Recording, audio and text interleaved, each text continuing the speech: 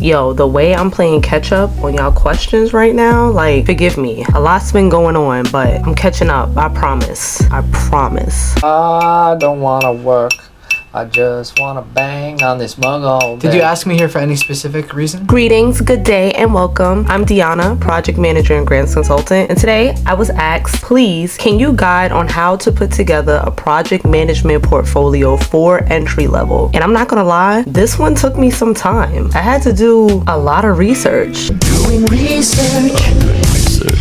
So much freaking research. But we here with it. On today's agenda, we're gonna first talk about what a project management portfolio is. Then we're gonna get into the PMP structure and talk about what goes into a project management portfolio. And as always, we're gonna wrap up with some final thoughts and tips. So let's get things started and talk about what a project management portfolio is. Essentially, a project management portfolio is a collection of projects and programs that are managed and coordinated as a group to achieve strategic business objectives. Think of this as a bird's eye view of all the different projects that your organization is currently working on. Typically, there are 7 key components that goes into any PMP. First is your projects and programs. These are the individual projects and programs that are aligned with your organization's strategic goals. Each project should contribute to the overall objectives of the business or organization that you are running or are working at. Number 2 is your governance structure. This is the framework for making decisions, managing risk, and ensuring compliance with all policies. It also helps to keep everything in check and ensures that the portfolio is managed effectively and efficiently. Number 3 is resource allocation. Efficient distribution and utilization of resources across any project you're working on is crucial. You want to make sure that all your resources are always used optimally and that nothing is ever wasted. Number 4 are your performance metrics. These are key performance indicators, aka KPIs, that measure progress and success. They help you track how well your projects are doing and if the projects are meeting their goals. Number 5 is risk management. Identifying, assessing, and mitigating risk across the portfolio is essential to avoid potential issues that could cause any derails in any of your projects. Number 6 is your communication plan. Keeping stakeholders informed and engaged through effective communication strategies is key to having a successful portfolio. Number 7 is financial management. Budgeting, cost management, and financial reporting are critical to ensure that your projects stay on budget and deliver value. So now that we know what a project management portfolio is and the key components that go into them, how exactly do you put one together? We're gonna go step by step, so get your notebook and pens ready, okay? Now,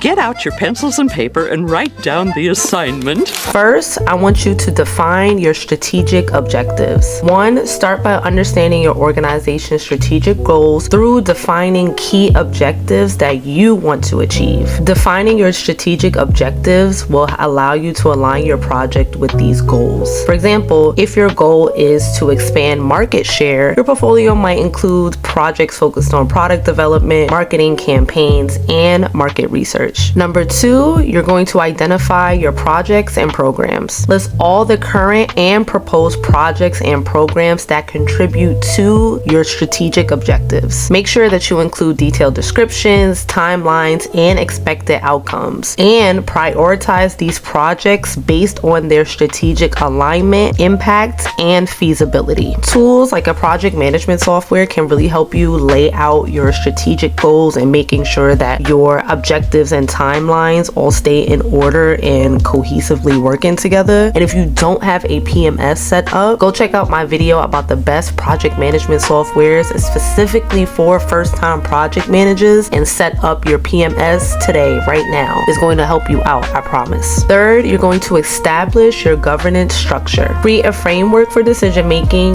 risk management, and compliance. This could include setting up a project management office office, aka a PMO, or a steering committee to oversee the portfolio. With this, make sure you define roles and responsibilities, establish reporting lines, aka if you have a bunch of managers, who will they be reporting to, and so on and so forth, and set up processes for project approvals, reviews, and audits. Step 4, you're going to practice some resource allocation. I want you to assess the resources needed for each project, including personnel, budget, and equipment, and make sure to allocate these resources based on priority and availability. If you don't got it, then you can't do it. You can also use resource management tools to track allocation and identify any gaps or over allocations. Like I said, budget accordingly. If you don't have it, you can't do it. And lastly, regularly review and adjust your resource allocation plan to ensure optimal usage. So though you might not have it before, maybe you have it now, and now you have to arrange your budget accordingly and make updates to it. Number 5, set your performance metrics. As we talked about before, make sure you define your key performance indicators, aka KPIs, for each project. These can include milestones, deadlines, budget adherence, and quality standards,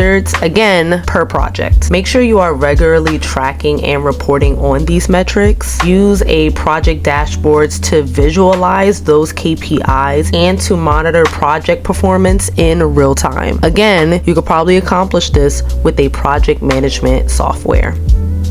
And lastly, make sure you conduct regular performance reviews to identify any areas of improvement. Number 6, you're gonna flush out your risk management plan. With this, I want you to identify potential risks for each project and develop strategies to mitigate them. This can involve a contingency plan, regular risk assessments, and setting up a risk register. Also, make sure to conduct risk workshops with your team to brainstorm potential risk and mitigation strategies. You don't always have to be the one to come up with everything. Make sure you are fully utilizing the team that you are working on, and they might be able to catch stuff that you wouldn't have even thought about. I know that happens to me all the time. And make sure that you're regularly updating that risk register and reviewing the mitigation plans. Number 7, you're going to develop your communication plan. First, outline how you will keep stakeholders informed and engaged. This could include things like regular status updates, meetings, and progress reports. With your stakeholders, use tools like, again, a project management software, email, and collaboration platforms to keep everyone informed and in the loop. And lastly, make sure that you are tailoring your communication approach to different stakeholder groups to ensure effective engagement. Where, for example, communicating through email might work for one person, but then scheduling a Zoom meeting might be better for another. But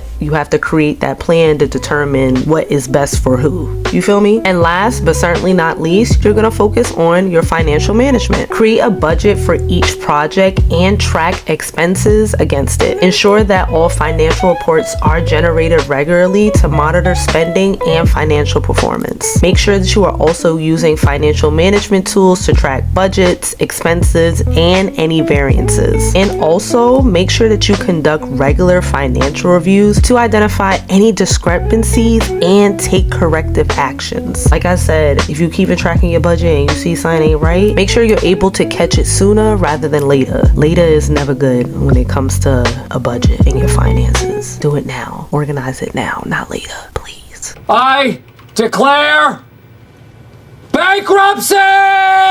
Boom, you know the structure, you know the components, you know what goes to each one, you know how to put one together. So now let's wrap things up. I'm gonna give you some final thoughts and tips. Everyone's organization or business is different. A plan for one person is not gonna work the same for another. These are the general components and structures to a PMP. You might have to do a little bit more digging to structure it to your needs and the needs of the place that you're working at. But I'm pretty sure this could at least get you started on where to get started. As I said, if you are someone who is looking to see what PMS would be best for you, I have a video about that, so go check it out. I think it's essential for any project manager to have a project management software. The way I was organizing and trying to put things together outside of it, I can't believe I was trying to operate without one. So don't do that. Don't be me. I made the mistake to make sure that y'all avoid making that mistake, okay?